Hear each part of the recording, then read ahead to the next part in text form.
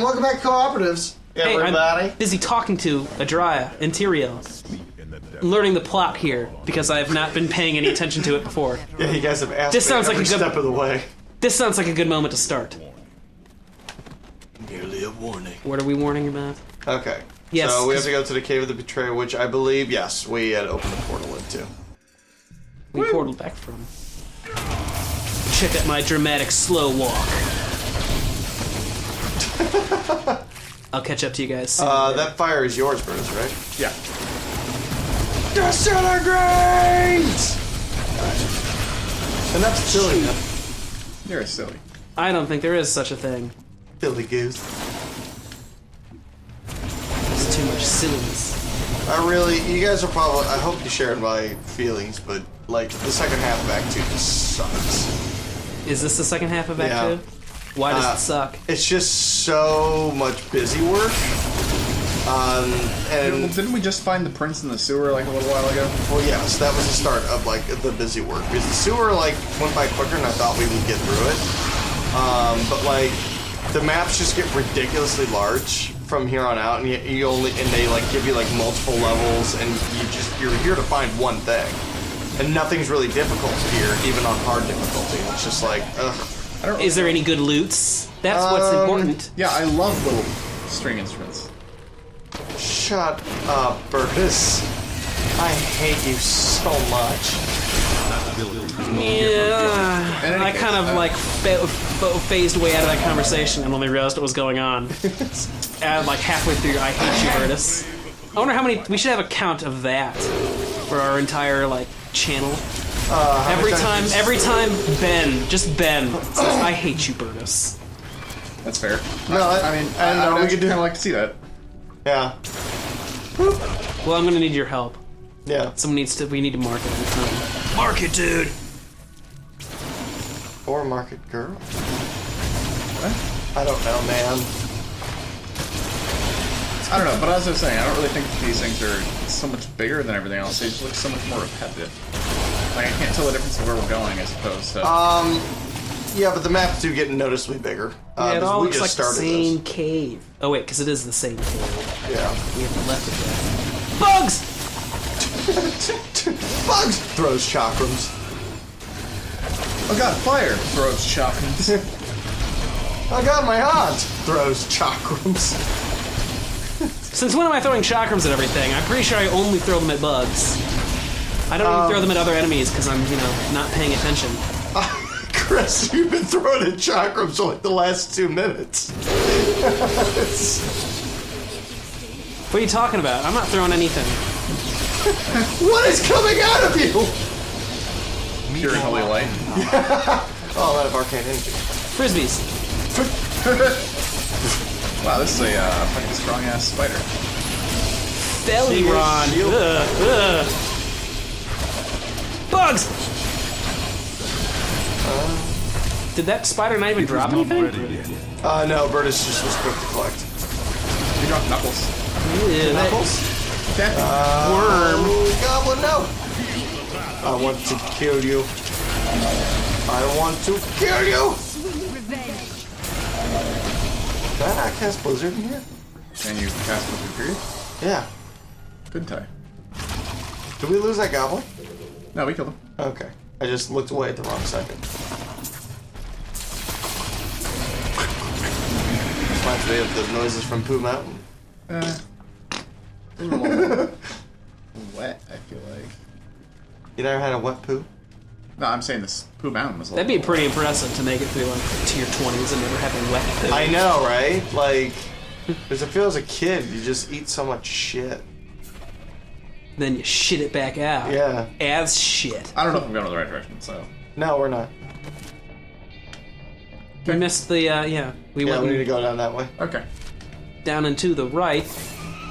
Hey, What the I'm gonna be in... Stop catching up to me! I am Arca. Why are you guys so much faster than me? Can I get Yeah, what are you doing? You seem to be... I decided to go in Archon mode, and I don't know why. What does that mean? It's like my super move, and I become super powerful like this. Are you probably just wasting your superpower? I don't think so. It doesn't look like I have a timer, but I'm out of it.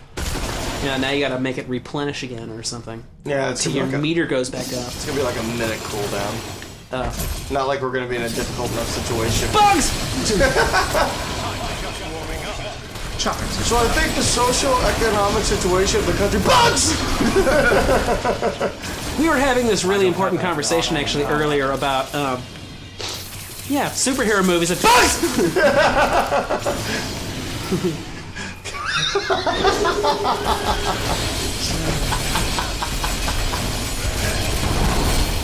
It's just like last week when I don't remember where the context of the conversation, but you just did this like really apathetic, no. And I really wanted to just have everything cut to Krista just going, no. No. Bugs! Now I just want to make a music video out of those. No, bugs! No. Bugs! We were actually having a conversation that Burtis did not enjoy about how I don't think that... Shit, what just happened? You guys got frozen because you keep standing in the shit. Was it one of those crystals that was up there? Yes! To be fair, I was attacking the thing when In fairness, I thought I was... Yeah, I was for a attacking second. too, but I still jumped out of it in time. Yeah, sorry, you're ranged. It's because I'm clever. Cleaver. No, okay.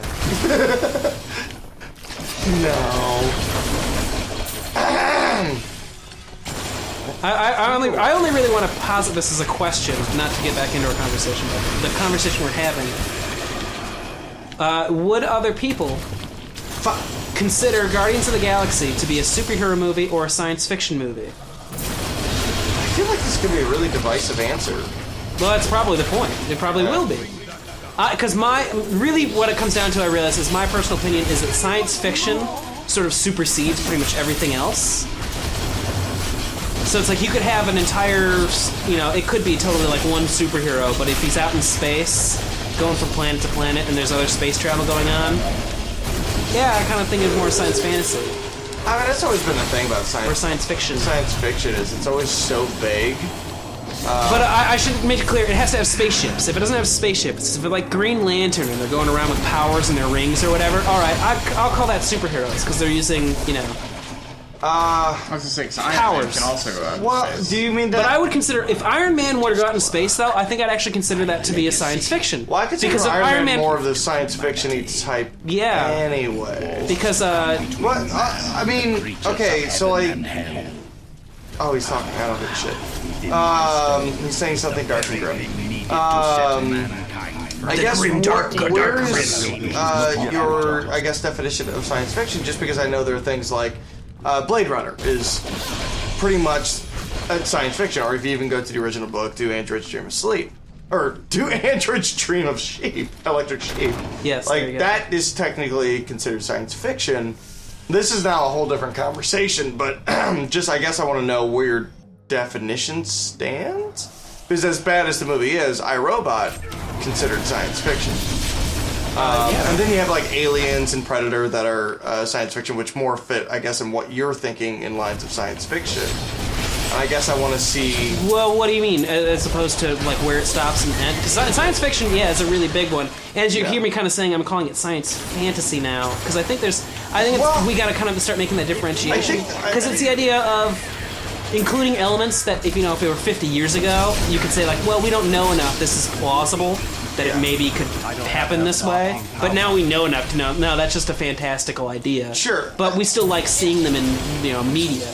I guess where I'm leading the question is that, because I would consider most, especially modern comic books, to be more science fiction-y because of kind of the realms that they do go into fit a lot of those Well, that's a ideas. bad question to ask me anyway because I don't read comic books. No, I'm just saying, like... So it's like, what do you think of this comic book? I've never read that bad. No, I just mean, like, even, like, if you look at, like, the movies that have come out, you could say it has a lot of base in science fiction, but they're just a, not subset, but, like, I guess, like, a subculture of science fiction. Would you, I mean... That I'm sure there's probably an actual genre name for something that's sort of science fiction light that has elements that are believable and even feasible now, but like because of where we are as a culture, something we just can't. that is a crazy thing to think about, though. Like, because Iron Man, yeah, I'm sure there's certain elements of him that are like, yeah, you couldn't do this, you couldn't do that, but there are probably enough of elements of it that's like, yeah, you could do something like this. You know, his computer where he takes his hand, I mean, people have been or have developed technology very similar to that. So, I mean, that definitely falls in line to what you were saying.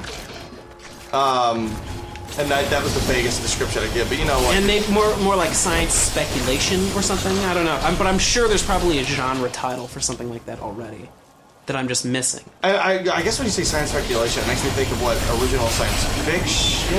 Yeah, well, that'd be like 2001, where there's nothing really other than the things that are pretty much outright, you know, possibly completely false or just like exaggerated because it's a weird movie. Yeah. But like pretty much anything that's like scientific in that is we can't do it now still, some of it, but everything is possible in that movie. The space travel, the being on the moon, right? You know, traveling to Jupiter, going out in spacewalks. It's like they really don't do anything in that that's like way out there, other than like, oh, the monolith, the aliens, possibly. That's something I just kind of miss from modern science fiction in general. Whoa, God. Well, I mean, that's pretty unique to 2001. Well, I just mean like when you look at the concept of 2001. You guys went off and like got us enemies, Bertus. Like, it really kind of explores, like, this darker facet of the human condition. Most older science fiction, for sure, did that. And now it seems like whenever you have a science fiction movie... Oh, there we go. We're almost always trying to be in the upbeatness of, like, Star Wars or Star Trek. Yeah, there does seem to be this, like, real desire to want to have, like, happy endings to every science fiction thing. And that's was sometimes what can be really great about science fiction, is creating sort of...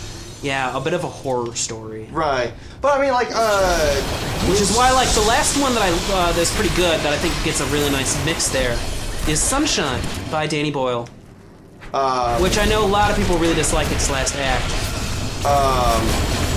But I very much, I enjoy it, but I like the way it ends, too, where it's like, yeah, it ends on a very bittersweet note. Well, I will leave off with this question, and then we'll go into the next episode. Did you ever see a movie called Oblivion with Tom Cruise? No, but my dad keeps recommending for me to see it. It's like, you should see Oblivion. You should see Oblivion. I will... We could stop if Bertus would stop running into everything again. Next time on Co-Operatives! You guys were still talking. We're finishing a thought. Yeah, did you not hear say finishing? Bertus! And if you guys pay attention. Stop talking, I would have stopped running. Okay, fair enough. Now you stopped running.